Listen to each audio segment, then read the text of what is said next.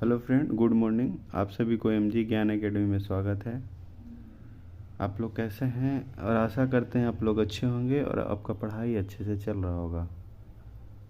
आज हम बिहार दरोगा 2023 का ज्ञान बिंदु सर का प्रैक्टिस सेट 2 का सेकेंड वीडियो लेके आए हैं।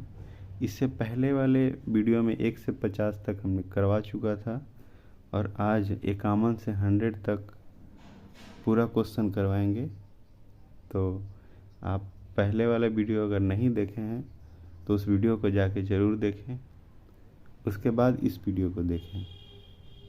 और चैनल पे नए हैं तो चैनल को सब्सक्राइब और शेयर ज़रूर करें। चलिए, आज का पहला क्वेश्चन जो 51 है, 51 कहता है कि फर्मी इकाई है दूरी का, ताप का, विद्युत धारा, समय का। ठीक है, तो फर्मी जो इकाई है वो है दूरी का। दूरी का इकाई क्या है? फर्मी जो इकाई है वो दूरी का है। ठीक है, और जो पार्सेक जो है, पार्सेक दूरी का सबसे बड़ी इकाई है। चलिए बामन चलते हैं। बामन कहता है कि कंबल को हाथ से पकड़कर डंडे से पीटने पर धूल के कण झड़कर नीचे गिरते हैं। यह उदाहरण है। यह उदाहरण किसका है? न्यूटन गति का तृतीय नियम और न्यूटन गति का द्वितीय नियम और फिर गैलीलियो का नियम, या इनमें से कोई नहीं। तो इसका आंसर आपको हो जाएगा गैलीलियो का नियम। और जो गैलीलियो का नियम है वही न्यूटन का प्रथम नियम है। ठीक है, इसलिए इसका आंसर होगा गैलीलियो का नियम। नहीं तो ऐसे न्यूटन का प्रथम नियम इसका आंसर होता अगर ऑप्शन में होता तो। लेकिन यहाँ पे क्या है? ऑप्शन में है गैलीलियो का नियम, तो यह क्या होगा? गैलीलियो का नियम ही आंसर होगा। ठीक है, और न्यूटन गति का तृतीय नियम क्या कहता है? न्यूटन गति का तृतीय नियम कहता है कि क्रिया के विपरीत प्रतिक्रिया। जैसे बंदूक से गोली चलने पर चलाने वाले को पीछे की ओर धक्का होना, यह न्यूटन गति का तृतीय नियम है। या फिर नाव से किनारे पर कूदने पर नाव को पीछे की ओर हट जाना, ये भी है न्यूटन गति का तृतीय नियम। उसके बाद क्या है? उसके बाद है न्यूटन गति का द्वितीय नियम। न्यूटन गति का द्वितीय नियम जो है संवेग संरक्षण पर आधारित है। ठीक है, उसके बाद चलते हैं 53 कहता है कि किसी वस्तु का भार उसके गुरुत्व केंद्र से ठीक क्या होता है? नीचे की ओर कार्य करता है, ऊपर की ओर कार्य करता है, बराबर में कार्य करता है, या फिर नन ऑफ दीज, यानी इनमें से कोई नहीं। तो इसका आंसर हो जाएगा आपको नीचे की ओर कार्य करता है। 53 का ए। अब है 54 है जब कोई वस्तु किसी द्रव में पूर्णतः या अंशतः डुबोई जाती है तो उसके भार में कमी का आभास होता है। तो भार में यह आभासी कमी वस्तु द्वारा हटाए गए द्रव के भार के बराबर होता है। तो इनमें से कौन होगा? आर्किमिडीज, पास्कल, बर्नौली, या फिर नन ऑफ दीज। तो इसका हो जाएगा आर्किमिडीज। ठीक है, अब उसके बाद 55 गामा किरण का नामकरण किया गया।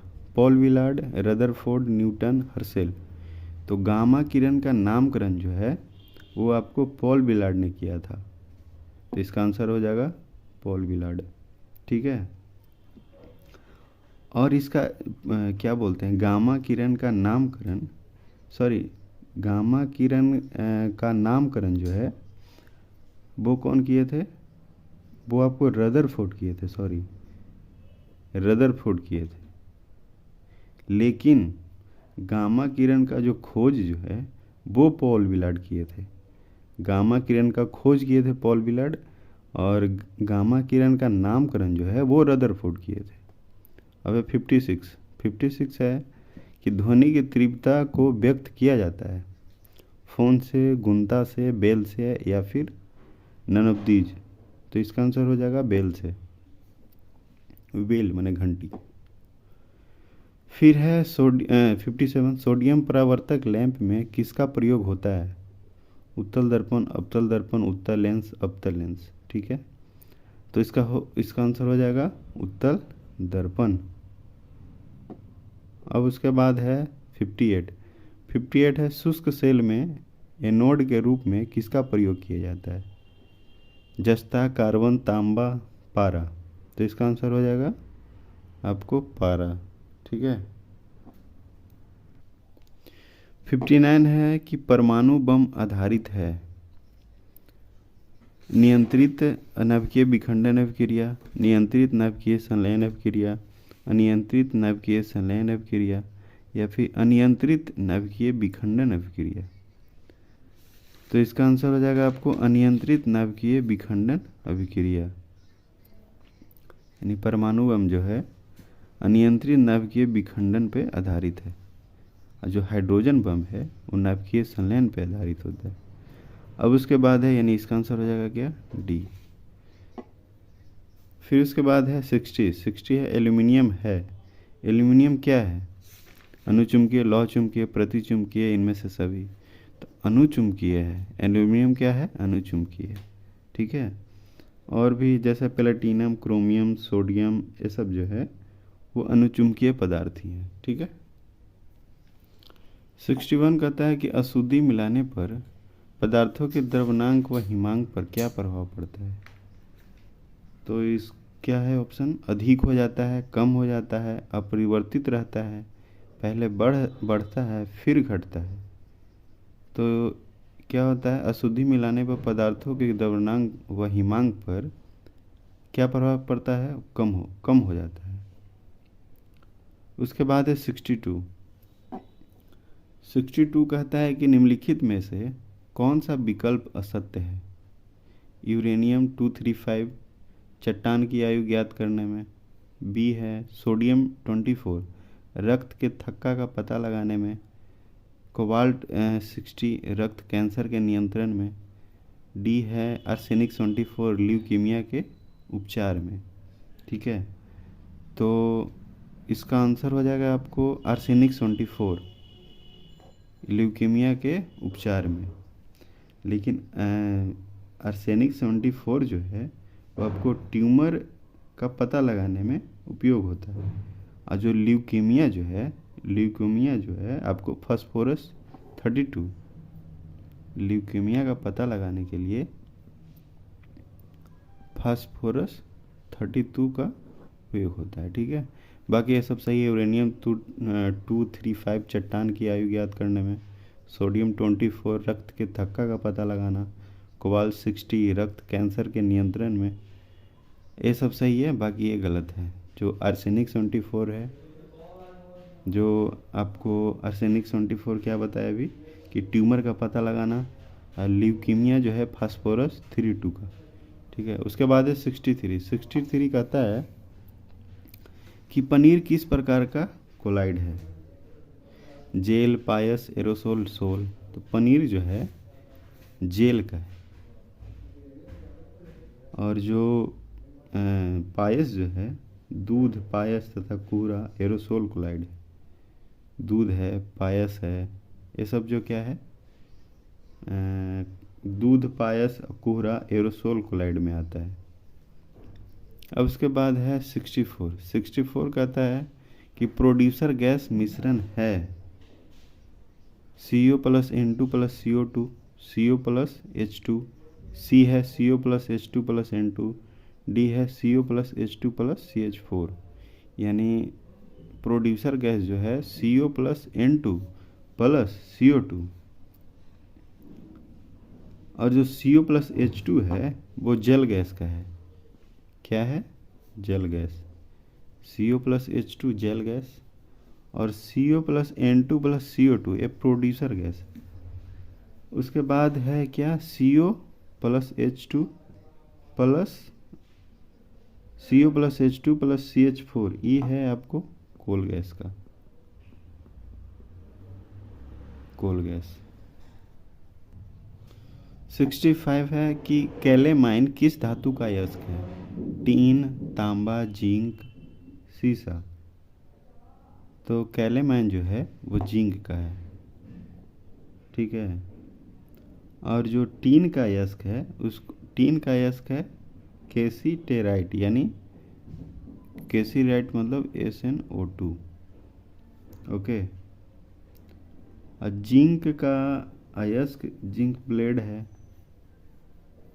और फिर जिंकाइट है, कैलेमाइन है, और फिर सीसा का अयस्क क्या है? गैलेना है, गैलेना, लीजा, क्या उसको बोलते हैं, लियार्ज, PbO। तो ये सब क्वेश्चन को भी याद रखिएगा, क्योंकि ये सब क्वेश्चन भी बहुत इम्पोर्टेंट है, क्योंकि एग्ज़ाम में इस तरह का क्वेश्चन बार बार पूछा जाता है। अब क्या है? 66, निम्नलिखित में से हराकशिस कौन है? हराकशिस कौन है, ठीक है। Cobalt sulphate, zinc sulphate, copper sulphate, ferrous sulphate. तो इसका आंसर हो जाएगा आपको फेरस सल्फेट, यानी FeSO4 × 7H2O, हराकशिस का सूत्र है, ठीक है। और जो जिंक सल्फेट है, जिंक सल्फेट आपको उजला थोथा, ZnSO4 7H2O। फिर नीला थोथा, नीला थोथा को कॉपर सल्फेट बोलते हैं, ठीक है। और जो कोबाल्ट सल्फेट है इसको लाल थोथा बोलते हैं। तो ये सब भी याद रखिएगा, क्योंकि ये सब क्वेश्चन भी इम्पोर्टेंट है, क्योंकि ये सब क्वेश्चन भी पूछा जाता है एग्ज़ाम में। उसके बाद है 67, ट्राई नाइट्रोफिनॉल क्या है?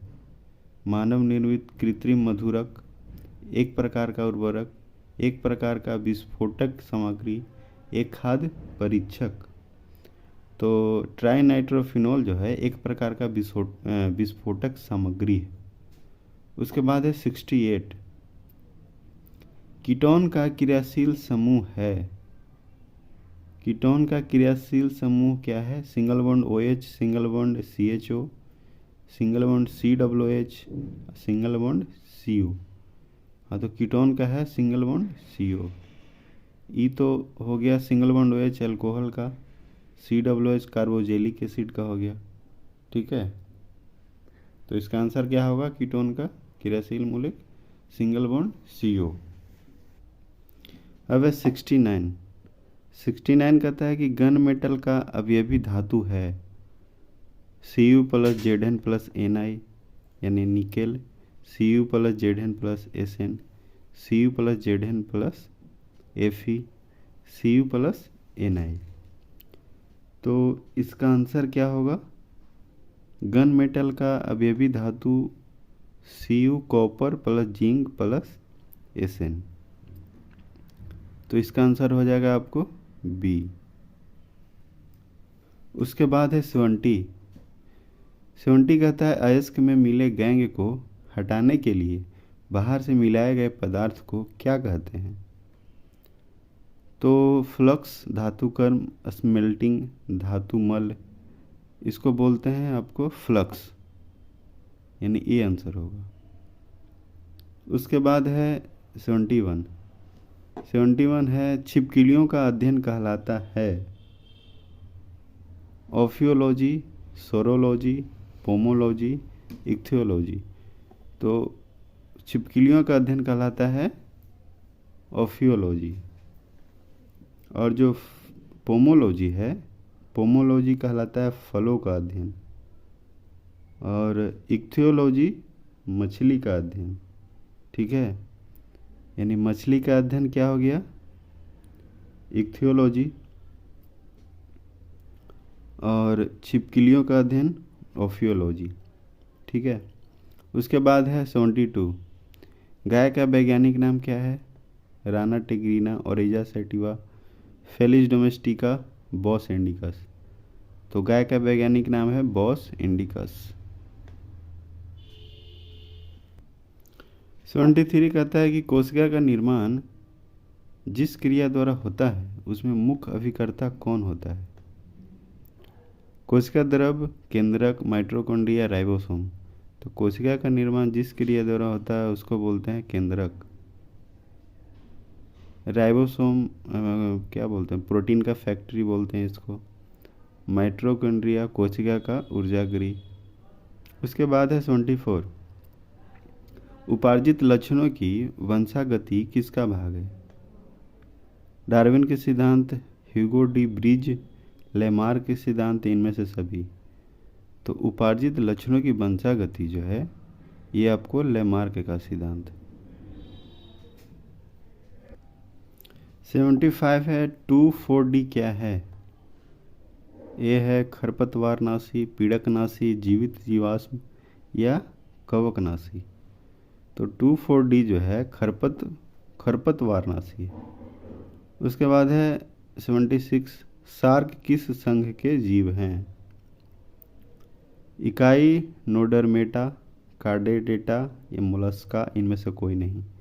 तो शार्क जो है वो आपको कार्डेटा संघ के जीव हैं। और इकाई डोरमेटा के बारे में बता दें कि बहुत सारा, जैसे जेलीफिश, सेलफिश, स्टारफिश, हेगफिश, ये सब जो है इकाई डोरमेटा का है। और मोलस्का का है घोंगा सीपी, यानी मोलस्का का जो जीव है वह है घोंगा सीपी। उसके बाद है 77 कहता है कि लाइपेज नामक एंजाइम का स्राव कहाँ से होता है? यकृत, छोटी आंत, अग्नाशय, बड़ी आंत। तो लाइपेज नामक एंजाइम का स्राव जो है आपको अग्नाशय से होता है। ठीक है। उसके बाद है 78 कहता है पटेला नामक हड्डी कहाँ होता है? घुटना, हाथ, कान, जांघ। तो पटेला जो है वो आपको घुटना में होता है। उसके बाद है 79 कहता है राष्ट्रीय एड्स नियंत्रण कार्यक्रम की शुरुआत हुई 1982, 1992, 1997, 1976। तो राष्ट्रीय एड्स नियंत्रण जो है 1982 में हुआ। और 1982 में एक और है मानसिक स्वास्थ्य कार्यक्रम। मानसिक स्वास्थ्य कार्यक्रम जो है वो 1982 में ही हुआ। और उसके बाद 1997 में ये आपको तपेदिक नियंत्रण यानी तपेदिक कार्यक्रम। उसके बाद 76 है, 76 में दृष्टिहीन नियंत्रण कार्यक्रम का शुरुआत हुआ। यानी 1976 में क्या था? 1976 में है दृष्टिहीन। उसके बाद 1982 तो एड्स नियंत्रण है ही। और 1982 में एक और कौन सा बताए? मानसिक स्वास्थ्य कार्यक्रम। उसके बाद 1997 में बताया आपको तपेदिक नियंत्रण कार्यक्रम। ठीक है। 80 कहता है कि टिटनेस रोग से प्रभावित अंग कौन सा है? आंत, फेफड़ा, श्वास नली, तंत्रिका तंत्र। तो टिटनेस रोग से प्रभावित अंग जो है वो आपको तंत्रिका तंत्र है। इसमें एक और क्या है, जो आंत है वो आपको हैजा से प्रभावित अंग है। फेफड़ा से आपको क्षय रोग से माने क्षय रोग जो है फेफड़ा से प्रभावित है। उसके बाद आपको क्या है? श्वास नली जो है, श्वास नली आपको बता दे कि डिप्थीरिया से प्रभावित कौन है? श्वास नली। और जो हैजा से प्रभावित था वो आंत है। फेफड़ा से प्रभावित क्षय रोग। ठीक है। उसके बाद है 81 कहता है कि समर्पण दिवस किस तिथि को मनाया जाता है? 11 फरवरी, 11 जनवरी, 11 मार्च, 11 अप्रैल। तो समर्पण दिवस जो है वो 11 फरवरी को मनाया जाता है। उसके बाद है 82 कहता है कि अम्बेडकर एंड मोदी नामक पुस्तक के लेखक कौन हैं? शशि थरूर, सेन वाटसन, इलैया राजा या हरदीप सिंह पुरी। तो अंबेडकर एंड मोदी नामक पुस्तक जो है इलैया राजा का है। और जो शशि थरूर का एक है अंबेडकर ए लाइफ, और शेन वाटसन का है विनिंग द इनर बैटल, और हरदीप सिंह पुरी इनका है Delhi university celebrating 100 glorious years. तो आपको सबके बारे में बता दिए।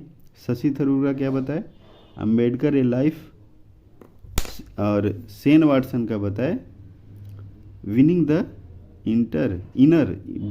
इनर बैटल, और हरदीप सिंह पुरी का celebrating 100 glorious years, Hardeep Singh Puri का लिख, ठीक है। उसके बाद है 83 कहता है कि ग्लोबल जेंडर गैप सूचकांक कौन सी संस्थान जारी करती है। ट्रांसपेरेंसी इंटरनेशनल, विश्व आर्थिक मंच, जर्मन वॉच या नाइट फ्रैंक। तो इसका आंसर हो जाएगा आपको विश्व आर्थिक मंच, ठीक है। 84 है 13वां नसीम अल बहर 2022 युद्धाभ्यास भारत और किन देश के मध्य हुआ। ओमान, सिंगापुर, सऊदी अरब, इंडोनेशिया। तो नमीम अल बहर जो है ओमान के बीच हुआ। और सिंगापुर जो होता है वो जैसे सिंगापुर में हुआ था सिम्बेक्स, भारत और सिंगापुर में सिम्बेक्स हुआ था जो 29वां था। यानी क्वेश्चन पूछेगा कि 29वां सिम्बेक्स एक्सरसाइज 2022 कहाँ हुआ था, किसके किसके बीच हुआ। तो भारत और सिंगापुर के बीच हुआ। और जो इंडोनेशिया 8वां गरुड़ शक्ति अभ्यास जो है 2022 वाला, वो भारत और इंडोनेशिया के बीच हुआ। यानी ये दोनों भी याद रखिएगा। पहले इसका सिंगापुर का क्या होता है, सिम्बेक्स, 29वां सिम्बेक्स एक्सरसाइज 2022 जो हुआ था भारत और सिंगापुर और भारत और इंडोनेशिया के बीच 8वां गरुड़ शक्ति हुआ 2022 में, ठीक है। 85 COP27 संयुक्त राष्ट्रीय जलवायु परिवर्तन सम्मेलन की मेजबानी किस देश द्वारा की गई। ब्रिटेन, संयुक्त अरब अमीरात, भारत, मिस्र। तो COP27 जो है राष्ट्रीय जलवायु परिवर्तन सम्मेलन, वो आपको कहाँ हुआ था, हाँ मिस्र में हुआ था। यानी COP27 संयुक्त राष्ट्रीय जलवायु परिवर्तन सम्मेलन वो मिस्र में हुआ। उसके बाद है 86 कहता है कि एनी एनोर्क्स को नोबेल पुरस्कार प्रदान किया गया। किस क्षेत्र में किया गया, चिकित्सा के क्षेत्र में, अर्थशास्त्र, साहित्य या शांति। तो एनी एनोर्क्स को नोबेल पुरस्कार जो है वो आपको साहित्य के क्षेत्र में मिला था। उसके बाद है 87 कहता है कि हाल ही में संपन्न विजय हजारे ट्रॉफी का विजेता कौन बना। महाराष्ट्र, सौराष्ट्र, हिमाचल, मध्य प्रदेश। तो विजय हजारे ट्रॉफी का विजेता जो है सौराष्ट्र बना। फिर उसके बाद है वर्तमान समय में रामसर साइटों की सर्वाधिक संख्या किस राज्य में है। उत्तर प्रदेश, उड़ीसा, तमिलनाडु, हरियाणा। तो वर्तमान समय में रामसर साइट जो है वो तमिलनाडु में है। कितना है, 11। और टोटल आई गेस 75 या 77 होगा। आप एक बार चेक कर लीजिएगा। ऐसा तो रामसर साइट टोटल अभी 75 या 77 ही है। उसके बाद है 89 कहता है भारत के सुपर कंप्यूटर परम कामरूप का अनावरण किस संस्थान में किया गया। IIT Guwahati, IIT Madras, Roorkee, IIT Mumbai. तो इसका आंसर हो जाएगा IIT गुवाहाटी। 90 कहता है कि ब्लू ड्यूक को हाल ही में किस राज्य में राज्य तितली घोषित किया गया। केरल, सिक्किम, अरुणाचल प्रदेश, जम्मू कश्मीर। तो ब्लू ड्यूक को किस राज्य में किया गया, सिक्किम। हाँ, सिक्किम राज्य में एक ब्लू ड्यूक ब्लू ड्यूक को एक प्रजाति है तितली का, उसको घोषित किया गया। कौन से राज्य का? सिक्किम। फिर 91 कहता है कि 22वां राष्ट्रमंडल खेल 2022 में भारत को पदक तालिका में कौन सा स्थान प्राप्त हुआ? दूसरा, तीसरा, चौथा और पांचवा। तो भारत को राष्ट्रमंडल खेल में 2022 में पदक तालिका में चौथा स्थान प्राप्त हुआ। और यह टोटल जो मेडल आए थे, इंडिया का जो टोटल मेडल था वो 61 है। ये याद रखिएगा, ये ज़्यादा इम्पोर्टेंट है। और उसमें भी गोल्ड मेडल क्या है, गोल्ड मेडल कितना है? Gold, bronze, silver. तो गोल्ड मेडल 22 था और 16 ब्रॉन्ज, सिल्वर, सॉरी 16 सिल्वर और ब्रॉन्ज जो है वो 23 था। तो आप ये भी याद रखिएगा। और एक और इसमें याद रखिएगा आप कि सब पहला स्थान पे किसका था? तो 22वां राष्ट्रमंडल खेल 2022 में पहला स्थान पे था ऑस्ट्रेलिया और इसका टोटल मेडल था 178। ठीक है। अब उसके बाद है 92 कहता है कि ऑस्ट्रेलियन ओपन 2022 में पुरुष एकल के उप विजेता कौन रहे? राफेल नडाल, नोवाक जोकोविच, कैस्पर रूड या फिर डेनियल मेदवेदेव। तो ऑस्ट्रेलियन ओपन 2022 पुरुष एकल के विजेता डेनियल मेदवेदेव थे। उसके बाद है 93 कहता है कि नेवा कार्यक्रम को लागू करने वाला पहला राज्य कौन बना? तो नेवा कार्यक्रम को लागू करने वाला पहला राज्य मणिपुर, मिजोरम, नागालैंड, इनमें से कोई नहीं। तो नेवा कार्यक्रम को लागू करने वाला बना था नागालैंड। उसके बाद है 94 है कि यूरोपीय संसद ने किस देश को आतंकवाद प्रायोजक देश घोषित किया है? पाकिस्तान, अफगानिस्तान, रूस, यूक्रेन। तो यूरोपीय संसद ने किस देश को आतंकवाद घोषित किया? रूस को। उसके बाद है 95 कहता है कि विश्व शौचालय दिवस किस तिथि को मनाया जाता है? 19 नवंबर, 19 अक्टूबर, 19 दिसंबर और 19 सितंबर। तो शौचालय दिवस आपको 19 नवंबर को मनाया जाता है। फिर उसके बाद 96 से 100 तक मैथ और रीजनिंग है। तो इसका सिर्फ हम आंसर बता देते हैं।